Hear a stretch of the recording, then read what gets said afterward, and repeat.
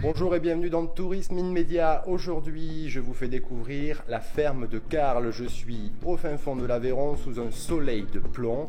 Nous allons à la rencontre d'un truculent personnage, Jackie Carles, avant de nous faire découvrir sa cuisine, puisque nous passerons à table avec sa table paysanne. Il va nous faire découvrir son exploitation. Ici, tout est fait sur place. C'est parti pour la visite. L'arrivée se fait par le musée du cuivre. C'est à ce même endroit que se trouve la boutique.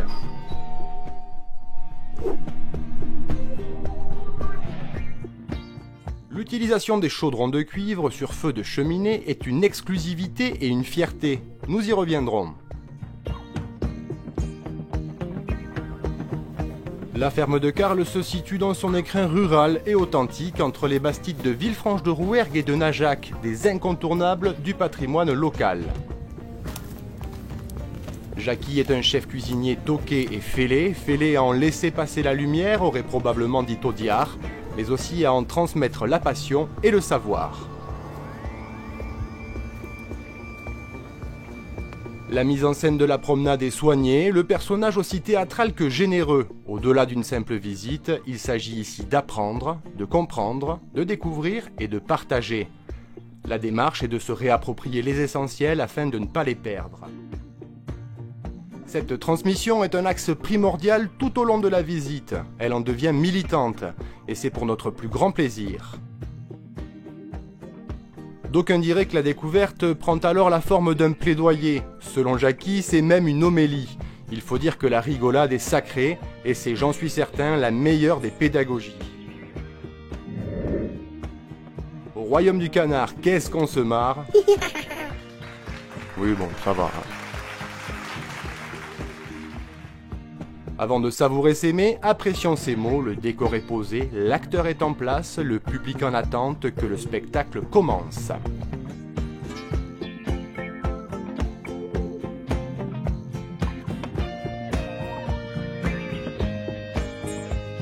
Pour pouvoir manger à la maison, il y a une contrainte, c'est d'accepter, mes bien chers frères, mes bien chères sœurs, de célébrer une homélie militante, gourmande et en couleur, de façon à éliminer les tristes, comme ça ils ne font pas chier les autres. Mais c'est avant tout la rencontre avec les gens du pays, chaleur, convivialité, d'aller voir comment on vit dans une région, comment on consomme dans une région, comment on travaille dans une région. Et en vacances, rien de plus agréable que de voir travailler les autres, car ça va vous reposer. C'est parti, mon kiki. Allez, on y va. Séchoir à maïs. On sèche encore le maïs à l'ancienne. Ben oui.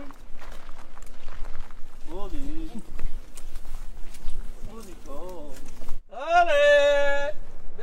Vite.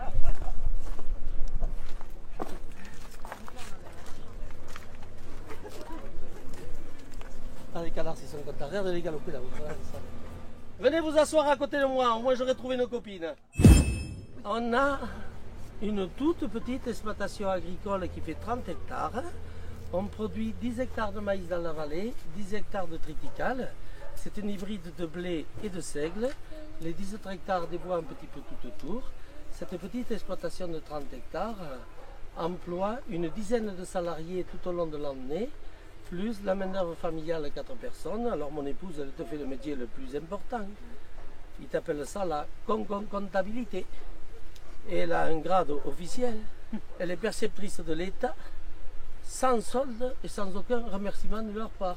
Tu crois qu'il ne pourrait pas lui envoyer la carte de bonne année pour lui dire merci? Alors moi, pauvre Jacou, qu'est-ce que tu veux que je lui propose? Si ce n'est que d'aller se détendre. Alors je lui donne la possibilité d'aller faire le fitness. Au jardin matin et soir. À la campagne, nous vivons tous ensemble et là, on passe ces crises grâce à quoi? Grâce à cette entraide, cette confiance, ce soutien moral qui est très très important.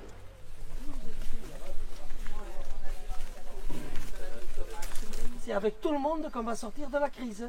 Tout seul, rien du tout. Elle sent le canard, hein?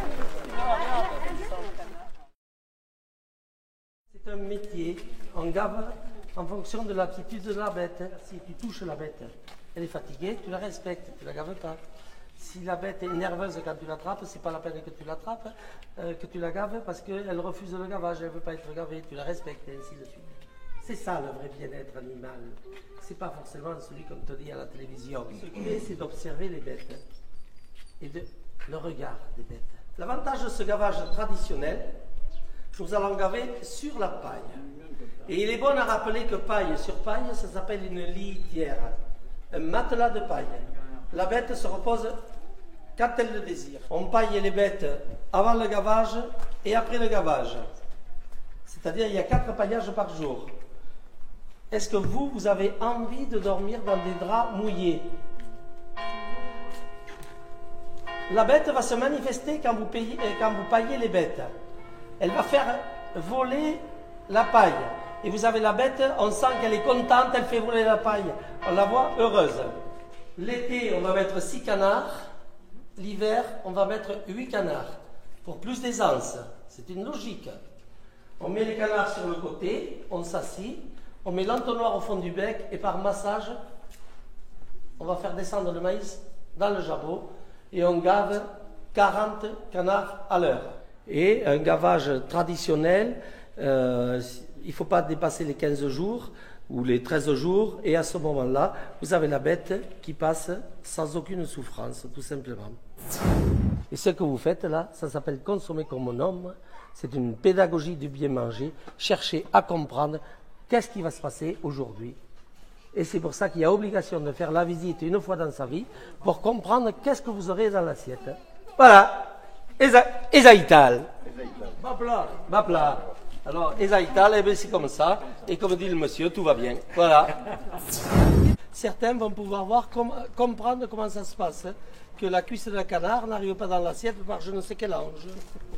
Zorro est arrivé. Allez. Passons à présent à la visite des ateliers. C'est ici que tout est fabriqué.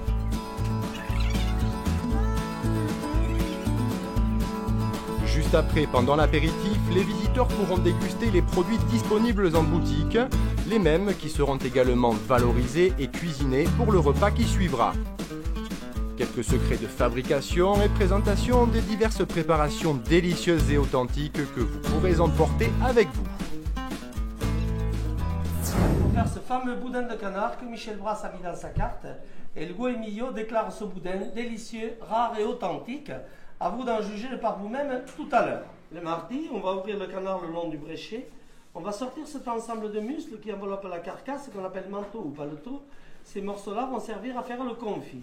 Et pour comprendre notre confit, il faut savoir qu'un canard, lorsqu'il entre au gavage, chez nous, il fait 5,5 kg. Quand il sort du gavage, il te fait 6,5 kg. Les dominants peuvent arriver à 7 kg.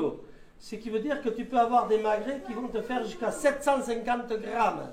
Et la cuisse, tu te la coupes en deux. On est dans un autre monde du confit. Ce qui veut dire que le mercredi soir ou le jeudi soir, sans faire aucun kilomètre, tout a été conditionné sur place. Et ces installations sont agréées communauté européenne, la seule en France pouvant travailler au feu de bois et au chaudron de cuivre.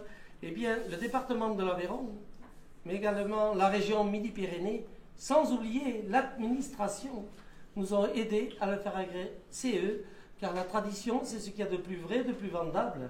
Mais c'est avant tout le respect des personnes qui nous ont quittés, un passé. Notre devoir est d'en parler. Et je vous souhaite une bonne dégustation et une très bonne journée en République autonome et gourmande du Carlou. Voilà.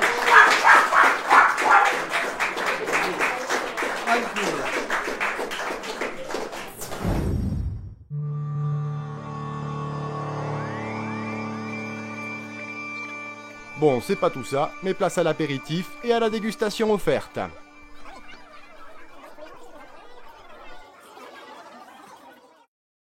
Je suis avec Roman qui vient de participer à la visite juste avant de passer à table. Merci Roman de répondre à ces petites questions. Qu'est-ce que vous avez pensé de cette visite et de cet endroit? Alors c'est un endroit qui est vraiment magnifique. La visite est très intéressante, super bien expliquée et puis les dégustations sont aussi à la hauteur du lieu. C'est la première fois que vous venez? Oui, c'est la première fois. Donc une découverte totale. Total. Vous venez d'où? Je viens de Paris. D'accord. Région parisienne, Seine-et-Marne. Bienvenue en Occitanie. Merci.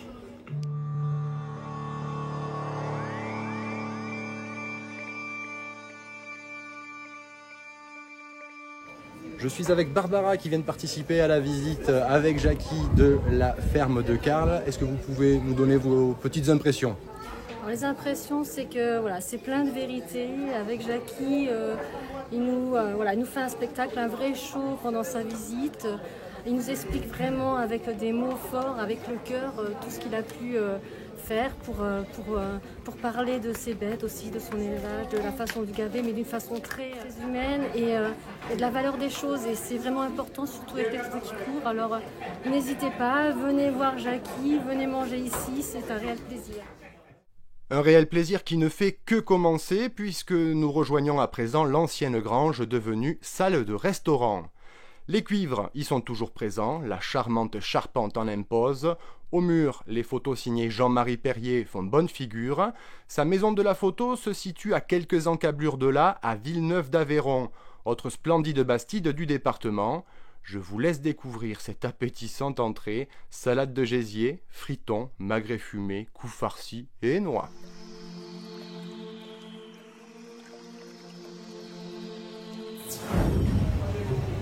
Recyclés en haute aspirante. Et ces chaudrons ont été refaits par Jean Boisserie, Thénardier d'Art, 2 fois meilleur ouvrier de France. À 78 ans, s'est remis au travail pour l'honneur du pays, pour me proposer que le chaudron qui arrive d'ailleurs, pour pas citer de pays. Quoi. Et je voulais que ce soit à la sueur d'un Français. Et il m'a fait des chaudrons 2 fois plus épais que la normale, pour qu'il profite à la génération de mon fiston, parce qu'on ne trouvera plus personne pour le faire. Et Zaïta, allez! Revenons à nos chaudrons. En véritable chef d'orchestre de ces batteries de cuisine, Jackie n'aura de cesse de nous faire aimer ses cuivres.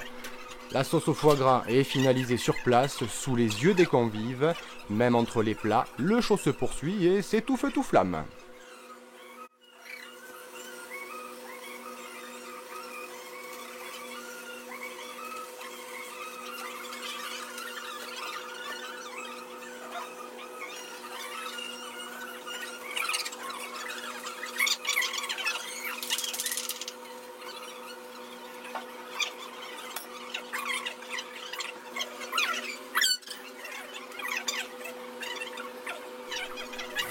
Le plat principal, canard farci au foie gras et sa sauce au foie gras, flambé.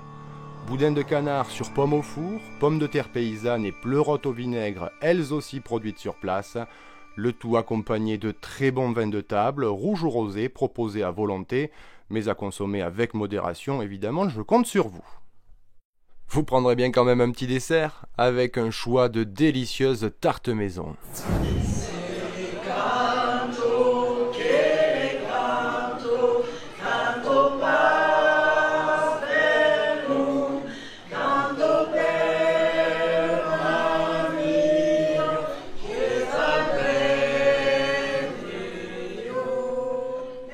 Avec Grégory et Virginie et leur petit bout de chou qui sortent de table. Est-ce que vous pouvez nous donner les impressions à propos de ce repas? Bien mangé? Excellent. Bien mangé, très bien. C'était convivial. Vous êtes Convivial, du Nord, oui. Qu'est-ce que vous pensez de la nourriture du Sud-Ouest? Bon, c'est bon, c'est chose agréable et en plus c'est fait avec amour. On voit que c'est bien cuisiné, c'est quelqu'un qui aime bien prendre soin des autres. C'est formidable, c'est bon. Un moment inoubliable, hein. C'était vraiment un moment de convivialité. On a très bien mangé et puis une très bonne ambiance. C'était très chouette, vraiment. Un vrai moment authentique. Qu'est-ce que t'en penses, mon Jean-Luc? Je suis d'accord. Il a tout dit. Et moi, je dirais qu'une chose. Jackie, Machiplo et Gardaren, Loujaki. Comme vous l'aurez constaté, le repas se termine en musique. Personnellement, je suis gavé comme un canard, excusez-moi, comme un canard.